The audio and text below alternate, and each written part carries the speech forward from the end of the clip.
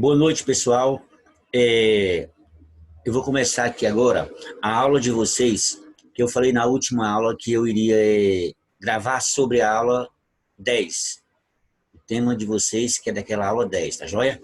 Então eu vou gravar essa aula para estar disponibilizando para vocês, para que vocês assistam ela no tempo hábil, tá joia? Agora eu farei assim com vocês. Eu passarei a gravar a aula, disponibilizo no grupo do WhatsApp e aí irei postar também lá no meu canal do YouTube, tá joia? E aí vocês entrem no meu canal do YouTube lá e vocês assistam a aula ao tempo que vocês acharem necessário, tá joia? E o tempo hábil a vocês também. Fica mais prático, fica melhor para vocês estarem acompanhando as aulas. E aí eu vou dividir com vocês a tela aqui é, com os slides, tá bom? Em PowerPoint para vocês acompanharem a aula comigo, tá joia? Então eu vou dividir com vocês para a gente estar acompanhando a aula, tá joia? Então vamos lá.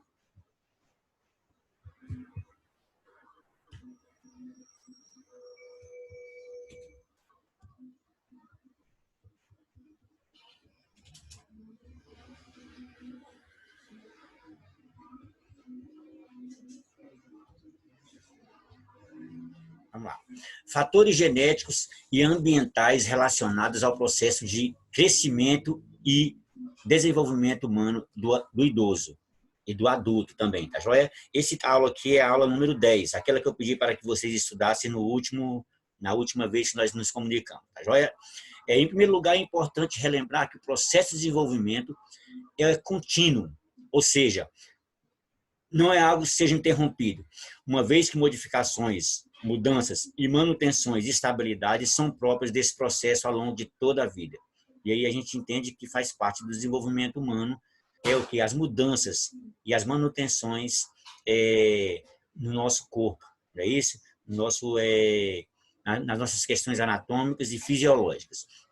Ao pensar no ciclo de vida, abrangendo todas as faixas etárias, da gestação até a terceira idade, nota-se que, embora o período que se estende da concepção até a adolescência seja de aproximadamente 21 anos no total, nele acontecem mudanças drásticas, como, por exemplo, o crescimento em estatura, em especial no primeiro ano da infância, e na puberdade, adolescência. Entretanto, na idade adulta e terceira idade, a pessoa não mais crescerá no sentido longitudinal. Por outro lado, o processo de envelhecimento é bastante longo, pois se inicia na terceira década de vida. Uma vida que supostamente tenderá a atingir ao menos 70 anos de idade. Ou seja, uma pessoa demora cerca de 20 anos para atingir a maturidade física e cerebral. Porém, passa aproximadamente 40 anos ou mais envelhecendo. Isso aí é o que a gente já estudou em aulas anteriores, que é esse processo de desenvolvimento dentro das faixas etárias. E a gente vê aí que vai ver em alguns slides mais para frente, que esse processo de envelhecimento, ele vem seguido de perda, né? Perda de qualidade de vida, perda de manutenção de algumas condições físicas nossas e fisiológicas, e que o nosso papel como profissional de educação física é estar tentando amenizar esse problema para os nossos clientes, para os indivíduos. Então, a educação física, a atividade física, ela é fundamental, principalmente em se tratando de manutenção das nossas condições físicas, tá joia? Então, a gente precisa ser influenciador da prática de atividade física em toda a vida do indivíduo, não somente quando ele já está idoso, mas a gente precisa ser influenciador desde a infância, porque isso vai servir para que os indivíduos, no decorrer da vida, tenham hábitos saudáveis. E aí, claro, que vai acompanhado de quê? Prática de atividade física, acompanhado de uma alimentação saudável, é o que nós precisamos ser influenciadores dos nossos alunos, dos nossos clientes, tá joia? Adulto jovem, e aí nós temos as divisões dessas faixas etárias, tá joia? Por idade. Adulto jovem, o início da idade adulta, de 20 a 40 anos de idade. Tá joia? Então, entre 20 a 40 anos de idade, nós temos essa aí, ó. Tá joia? Adulto de meia idade, ou vida adulta intermediária, de 40 a 65 anos de idade. Terceira idade, ou vida adulta tardia, ou velhice, de 65 anos de idade em diante. E aí, pessoal, dentro dessas características de indivíduos de 20 até depois dos 65 anos da terceira idade, a gente precisa se aprimorar e a gente precisa estar atento que dentro dessas faixas etárias nós temos indivíduos que trabalham, que precisam trabalhar atividades físicas específicas, porque dentro desse percentual de pessoas de 40 anos para frente é onde nós temos indivíduos com mais necessidade de fazer atividade física específica. E aí entra aquelas formações continuadas que eu falo para vocês sempre, que é o quê?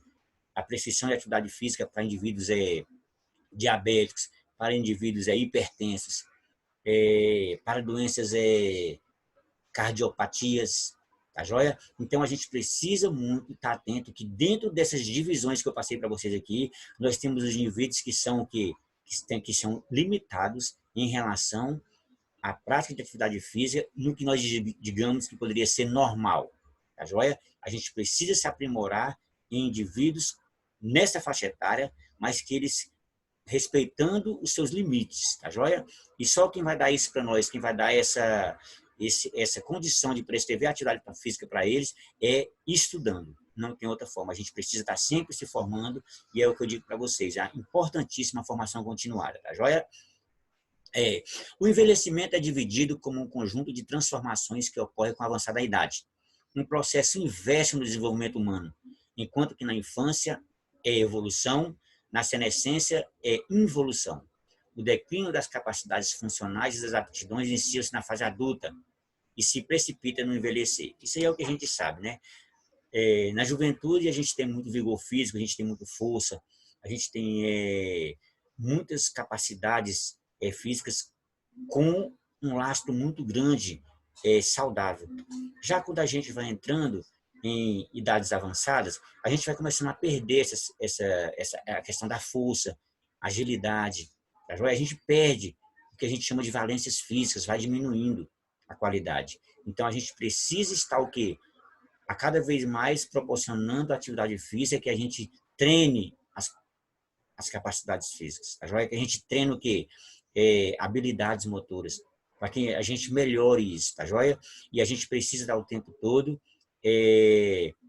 influenciando os indivíduos a eles estarem trabalhando incessantemente com carga dentro do que é normal para a faixa etária deles. A gente precisa estar influenciando que eles trabalhem o que nós chamamos de valências físicas, tá joia? Nos indivíduos no decorrer da sua vida, para que melhore ao envelhecer, tá joia? E aí nós temos os fatores do envelhecimento. Processo biológico natural inevitável que reflete a história de vida de cada pessoa.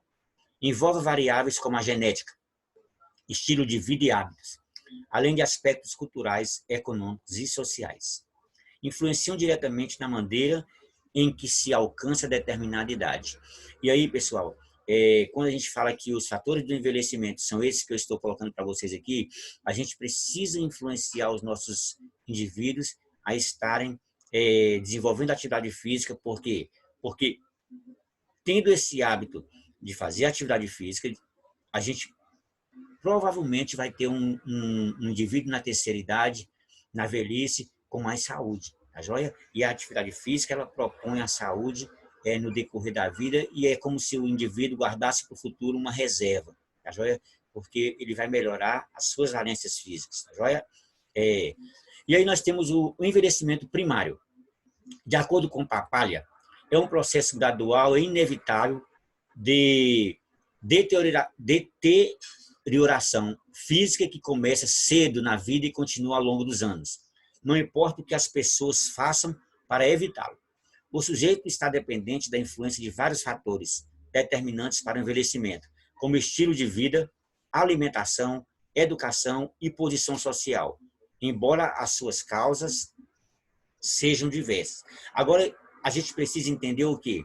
Que, de acordo com Papalha, essa deterioração física que começa cedo e continua ao longo dos anos, ela pode ser um pouquinho retardada, dependendo do estilo de vida que o indivíduo levar.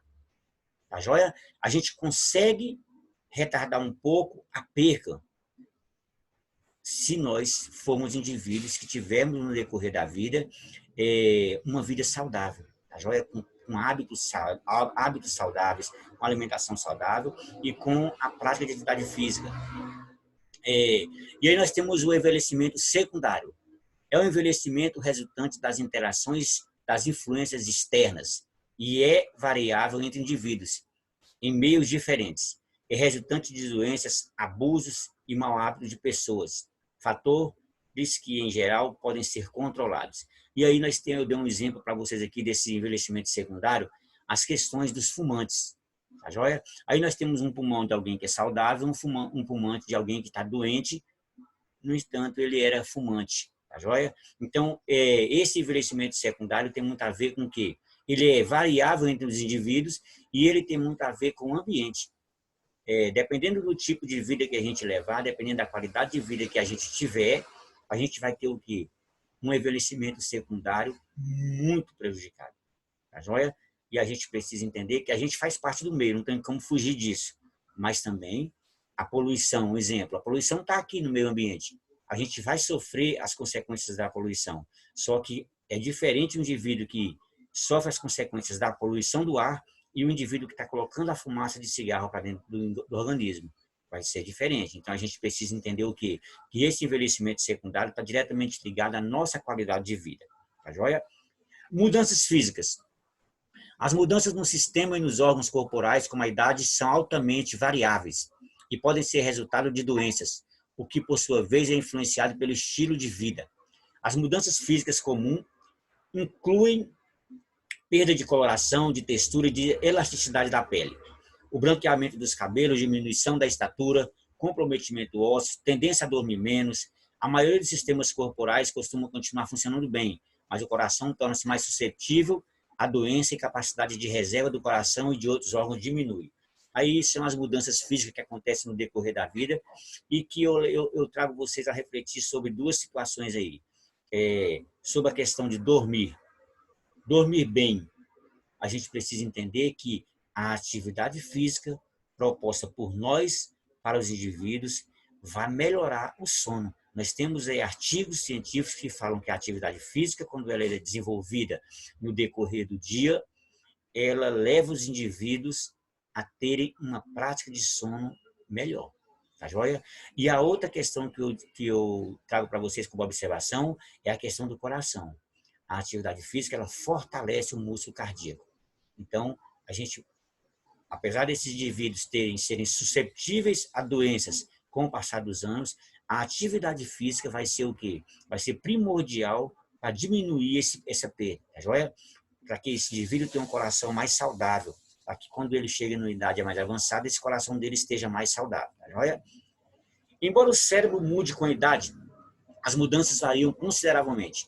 Elas incluem perda ou redução das células nervosas e um retardo geral das respostas. O cérebro também parece ser capaz de produzir novos neurônios e formar novas redes neurais no decorrer da vida. Problemas visuais e auditivos podem prejudicar a vida cotidiana, mas muitas das vezes podem ser corrigidas. Com a atividade física é possível melhorar a força muscular, o equilíbrio e o tempo de reação. Muitos idosos são sexualmente ativos, embora a frequência e a intensidade da experiência sexual geralmente sejam menores do que para adultos jovens. Então, nós temos aí, nesse slide aqui, falando das nossas capacidades neurais. Os neurônios, eles têm a capacidade de se reproduzirem e nós temos um ganho nessa questão aí, neurológica. Além de a gente estar influenciando os indivíduos a praticar atividade física, é bom também que a gente oriente as pessoas a lerem. Ler é muito bom para o organismo nosso. Ler mantém o cérebro ativo. E atividades como leitura, ela trabalha algumas capacidades nossas, como o caso da concentração. Isso é muito bom para o sistema neurológico, tá joia? E a atividade física, a gente não precisa falar que você trabalhando ela de forma correta, vai melhorar o tônus muscular, com certeza. Vai melhorar a força, vai melhorar o equilíbrio, o tempo de reação que tantos idosos precisam. O tempo de reação para eles precisam estar melhorando sempre, porque muitas das vezes previne a queda, tá joia? Previne que ele consiga não esbarrar tanto, tá joia? E essa força muscular também vai manter ele mais firme no chão, tá joia? E vai evitar também que ele caia e que ele venha a sofrer lesões, tá joia? Saúde física e mental. Existem transtornos mentais reversíveis e irreversíveis que acometem os idosos. Lembrando que a maioria das pessoas mais velhas possui boa saúde mental. As doenças ou transtornos reversíveis são depressão, o alcoolismo, entre outras doenças, incluindo algumas de forma de demência. E são reversíveis, porque podem ser curadas através de um tratamento adequado. As doenças irreversíveis, como o mal de Alzheimer, o mal de Parkinson ou demência de infarto múltiplo, podem apenas serem amenizadas através da medicação adequada, mas não a cura. Por isso, são irreversíveis. Tá joia? Então, a gente consegue muito melhorar a saúde mental. E a gente sabe que quando os indivíduos vão ao médico para falar de depressão, uma das primeiras coisas que o médico prescreve para ele, que o médico pede para que ele procure um profissional para fazer atividade física. Tá joia? Então, a gente consegue melhorar muito essa questão da depressão com atividade física, acompanhado, claro, com a medicação prescrita pelo médico. Tá joia? O nosso papel é prescrever atividade física. Então, a gente precisa entender que esses transtornos reversíveis, até mesmo o alcoolismo, se o indivíduo tem uma vida saudável, praticando atividade física, ele vai conseguir passar por essa fase da vida dele e que o álcool não entre na vida dele como uma válvula de escape, sim a atividade física, tá joia? E aí nós temos pessoas que vão procurar o profissional de educação física, o profissional de atividade física, para quê? Prescrito pelo médico, ele procurar o profissional para ele tratar a depressão, tá joia? Junto com a medicação, vem a atividade física. E aí nós temos um quadro aqui demonstrativo de idade da população do Brasil, tá joia? Homens e mulheres de 60 a 100 anos, nós temos aí 5 a 6%, tá joia? 30 a 59 anos, 18 a mais ou menos 20%. 10 a 29 anos, de 18% mais ou menos, 17 a 18%. E de 0 a 9 anos, nós temos aí em torno de 7,5%, isso aí variando muito de ano a ano, porque vai depender muito de um controle de taxa de natalidade e de taxa de mortalidade, tá joia? Então, isso aí pode variar de ano a ano, dependendo do que aconteceu. Um exemplo, como nós temos, por exemplo, esse ano, com 4.237 mortes, como tem até o dia de hoje, pelo Covid, se a gente for ver, a gente tem uma taxa de mortalidade muito grande entre os idosos. Talvez por conta de serem mais susceptíveis ao vírus de forma letal, tá joia? Então, isso tem uma variação dependendo do que acontecer no ano. Alguns fatores podem influenciar esse quadro, tá joia? E aí nós temos outro quadro aqui que fala de hábitos alimentares. E aí nós temos o quê? Um gráfico que mostra quais alimentos que são mais ingeridos por faixa etária, tá joia? E aí a gente tem aqui o feijão predominando, né? Com 76,8% da população ela ingerindo feijão. Nós temos aí o frango e carne com gordura, nós temos um percentual alto aí, tá joia? Entre os homens, olha aí, 47,2%, tá joia? Entre os homens, a gente tem um percentual muito grande aí, por isso que a gente tem mais viúvas do que viúvos. E aí nós temos as mulheres, quando a gente fala de gordura, e aí a gente leva a crer que sejam as gorduras saturadas, enquanto que os homens absorvem 47%, as mulheres estão com 28,3%. Tá joia? 28,3% das mulheres absorvendo gordura. Então a gente vê que nós temos um número muito grande em diferença de mulheres para homens. E aí, quando nós vamos falar de hortaliças e verduras, que leva a crer que seja uma dieta mais saudável, a gente tem o inverso acontecendo aí. As mulheres absorvendo mais, ingerindo mais hortaliças e frutas, com 39,1%, e os homens com 34,8%. Então, a gente vê que cai bastante essa situação. Tá joia? E aí nós temos, aqui nos refrigerantes, nós temos também um percentual maior de homens. Olha aí, 26,6% de homens ingerindo refrigerante diariamente, enquanto que as mulheres somente 20,5%. E uma média do brasileiro, 23,4%. Os homens, eles estão acima de uma média, tá joia? Então, a gente precisa entender que a gente precisa melhorar isso. A mesma coisa acontecendo com as gorduras. Os homens extrapolando a média brasileira, que é de 37,2, e os homens ingerindo 47,2, muito acima da média brasileira. Tá joia? E aí, em decorrer disso, nós temos aqui um gráfico mostrando para nós a questão dos óbitos. Tá joia? E aí, esses óbitos, eu coloquei um dado para você aqui de até 2008, mas ele segue a mesma coisa hoje em dia, tá joia? E aí nós temos mais viúvas do que viúvos no Brasil, e isso leva a crer que seja por conta de quê? Por conta de uma dieta menos saudável dos homens, tá joia? Que tenha levado eles a doenças cardíacas e uma frequente ida ao médico por parte das mulheres. As mulheres vão, em média, ao médico uma vez ao ano, pelo menos. Elas vão uma vez ao ano. E o homem só vai quando adoece. Então, os homens ele têm uma resistência muito grande de procurar o médico, coisa que precisa mudar. Os homens precisam estar procurando os médicos, especialistas, principalmente os urologistas, os cardiologistas, para fazer check-up, como as mulheres procuram ginecologistas. Então, os homens precisam ter o hábito de procurar urologista, para ver como é que anda a questão da próstata, principalmente, tá joia? As mulheres vão lá no ginecologista, vão fazer as suas prevenções para tratar do colo do útero, enquanto que os homens precisam tratar muito da próstata. E às vezes eles vão em tempo retardado e já está tarde demais, tá joia? E aí nós temos a longevidade e o envelhecimento. A expectativa de vida aumentou pragmaticamente desde o ano de 1900. Pessoas brancas tendem a ter mais longevidade do que pessoas negras, e as mulheres mais que os homens. Por isso, o número de mulheres mais velhas ultrapassa o de homens mais velhos em uma proporção de 3 para 2. A taxa de mortalidade tem diminuído. Doenças cardíacas, câncer e derrames são as 3 principais causas de morte para pessoas com mais de 65 anos. A senescência, período do ciclo de vida marcado por mudanças físicas associadas ao envelhecimento, começa em idades variadas para as diferentes pessoas, tá joia? Então, essa questão da longevidade, a gente tem conseguido, no decorrer dos anos, conseguir com uma taxa de mortalidade diminuindo, tá joia? Por quê? Porque as pessoas têm vivido mais tempo, tá joia? Então, a média de vida do brasileiro ela tem aumentado, tá joia? Mas a gente também precisa o quê? Aumentar a média de vida, mas que esse envelhecimento seja acompanhado de forma saudável. Porque também não adianta a gente ter idosos vivendo mais, mas em situação precária de vida, de qualidade de vida muito ruim. A gente precisa que essa longevidade venha acompanhado de quê?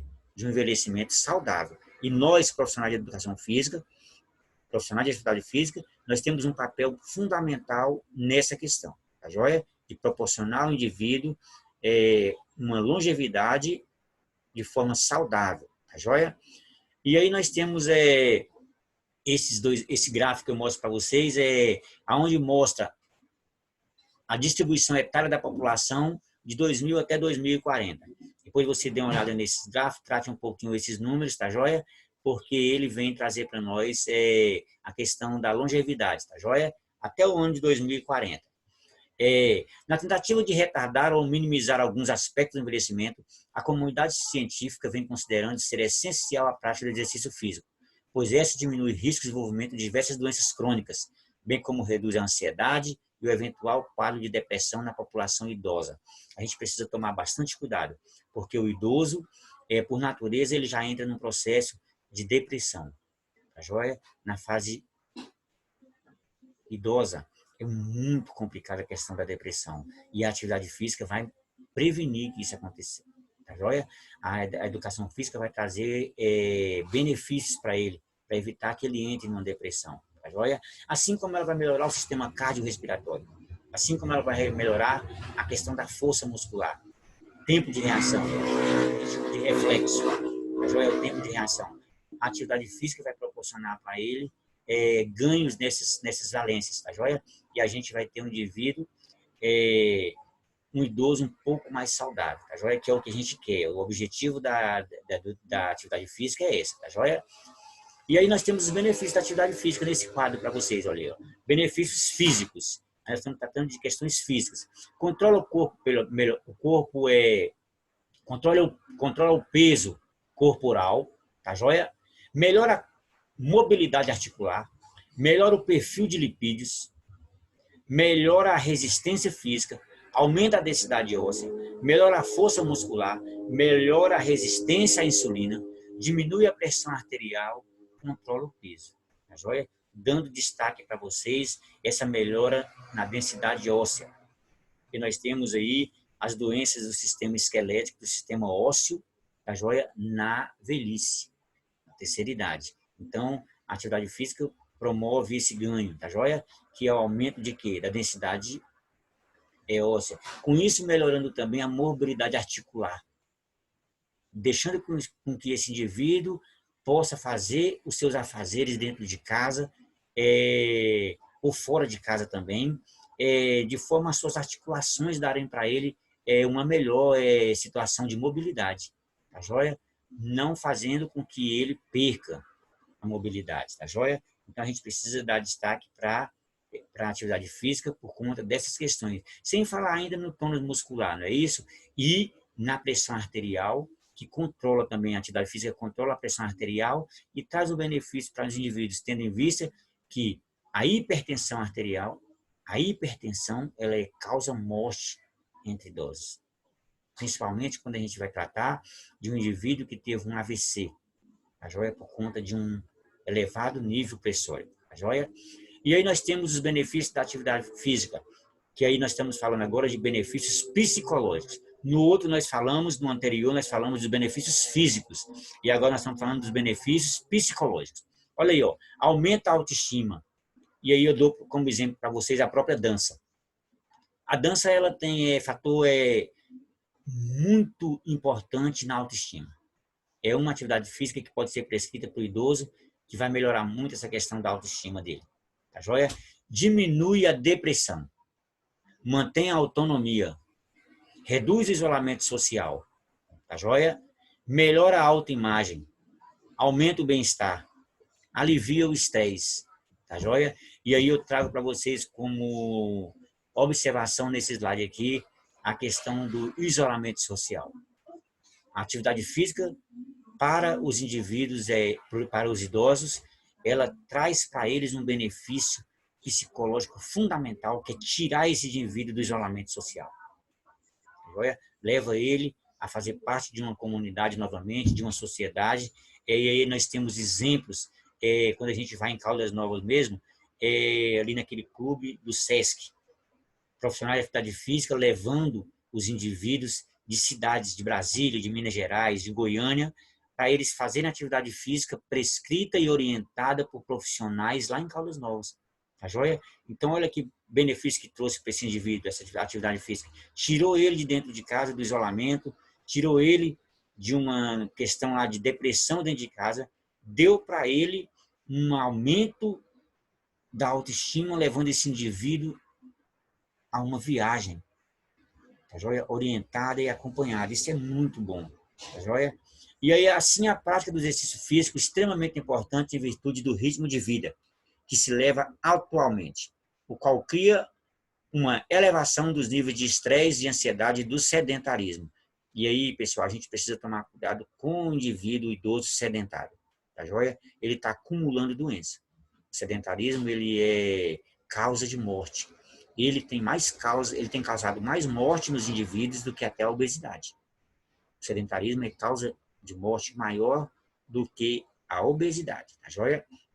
E aí nós temos os níveis de mulheres sedentárias, olha aí, ó. E isso aí espalhado em regiões do Brasil. Depois vocês dêem uma olhada nesse gráfico e acompanhem esses números para vocês verem. E aí você pode até ver aonde vai ser a sua área de atuação. Em qual área do Brasil vai precisar mais de você. Aonde tem mais um campo de trabalho para você. E aí você pode estar, se você tiver condições para isso, estar se locomovendo dentro do Brasil, nesse território tão grande que é o Brasil, procurando locais onde a tua atuação vai ser muito importante, tá joia?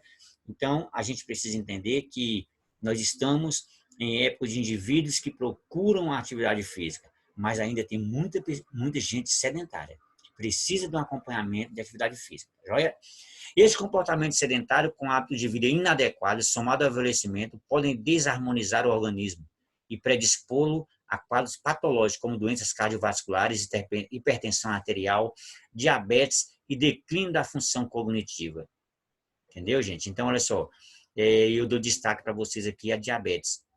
A diabetes, ela precisa ser prescrita para tratamento com ela, junto com a questão dos medicamentos, a atividade física. Tá joia? Então, os indivíduos diabéticos precisam estar fazendo atividade física, orientado.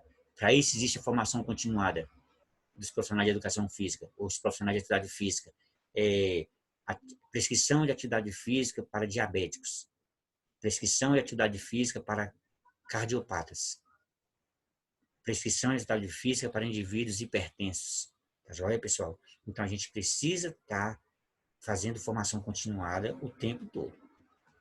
Outros fatores de risco, como o tabagismo, os hábitos alimentares inadequados, o etilismo, o estresse mental e os problemas cognitivos, além da inatividade física, também estão relacionados com o desenvolvimento dessas doenças crônicas e com as suas manifestações clínicas. Claro, um indivíduo sedentário, as doenças oportunistas vão aparecer. E é isso que fala nesse slide, tá joia?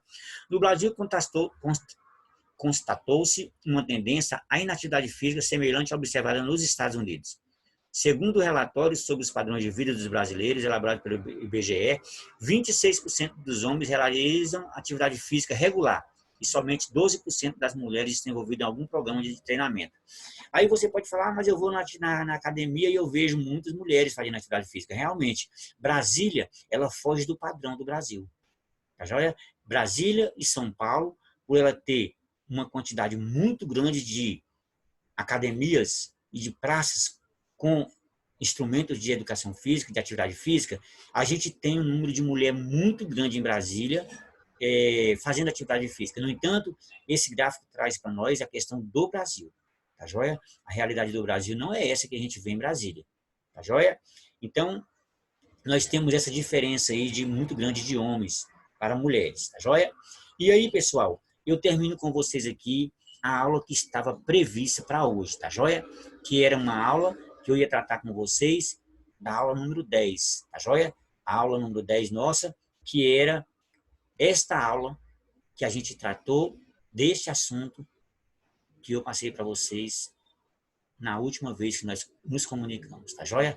Muito obrigado, boa noite para vocês e boa aula para vocês.